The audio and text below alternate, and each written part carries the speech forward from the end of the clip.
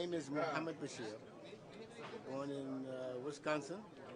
Became Ahmadi Muslim in 1971. How do you become an Ahmadi Muslim?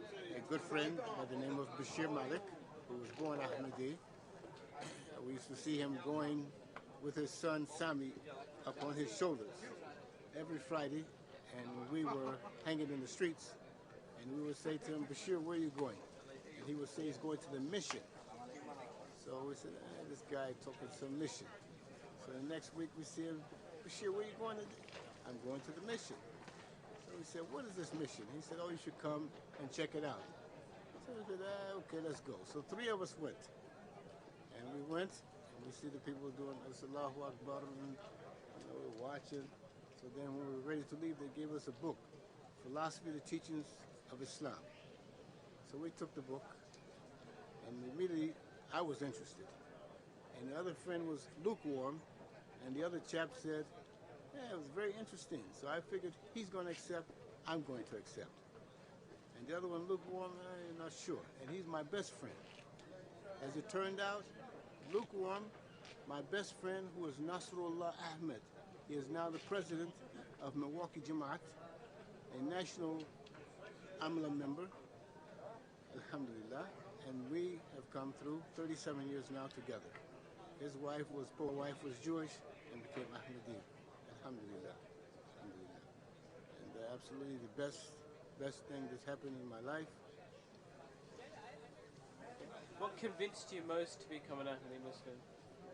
This philosophy and teachings of Islam is so powerful. If you read this one with an open mind, there is absolutely no way you cannot follow this path. I get too emotional. I get too emotional. Alhamdulillah, that's all I can say. Yeah, finished. Could you highlight a bit of the book that you like, at the top of your head? Talking about the states and conditions of man, because when I looked at them, I could see myself as nafs amra, animal, and then raising up to nafs lawama. You see, I could see myself clearly, and that's not what I wanted to be. I wanted to stand and be like a man, and the only way to do it is to raise your moral character. And alhamdulillah, that's what it did for me. Okay. How have you benefited from becoming a Muslim? I'll pause, sorry. Okay, Karen, ready? As I was just explaining to a young man in the mosque earlier, how it benefited me, in the Quran it says that you're on the brink of a pit of fire. And that's where I was at, ready to fall into that fire, and Allah grabbed me and snatched me from that thing and saved me. Alhamdulillah, that's what it saved me from. I could have been dead, I could have been a drug addict, I could have been a criminal, I could have been any of these things. But Allah, alhamdulillah, subhanallah, took me from that thing and has given me this path, the path Sirat al-Mustaqim, alhamdulillah. Nothing better. Ahmadiyya, nothing better. كثير مسلمين في عربية في Kuwait, في Abu Dhabi, Yemen. But Islam, not like Ahmadiyya. Ahmadiyya is straight. Tell me something about God.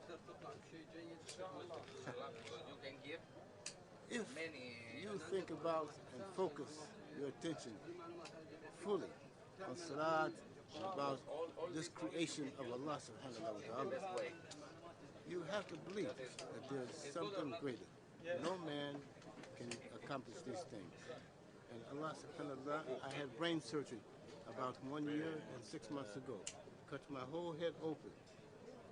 I don't give the doctor credit, but Allah gave this doctor that knowledge and wisdom to be able to cut my head, break this bone, take the tumor out, and put me back together like this.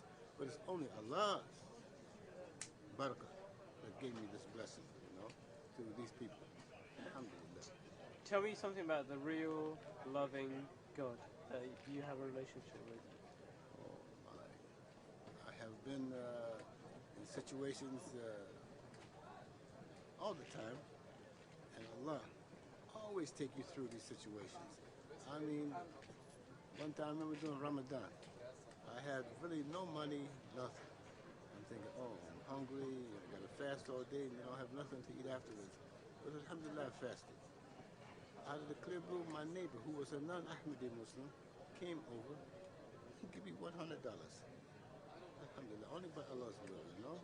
So, I mean, the sacrifice you make, as we say, you make the sacrifice of your money, your time, you're not going to lose one thing, nothing. Allah always provides for you, always take care of you. You just got to have firm faith. You just got to have firm faith.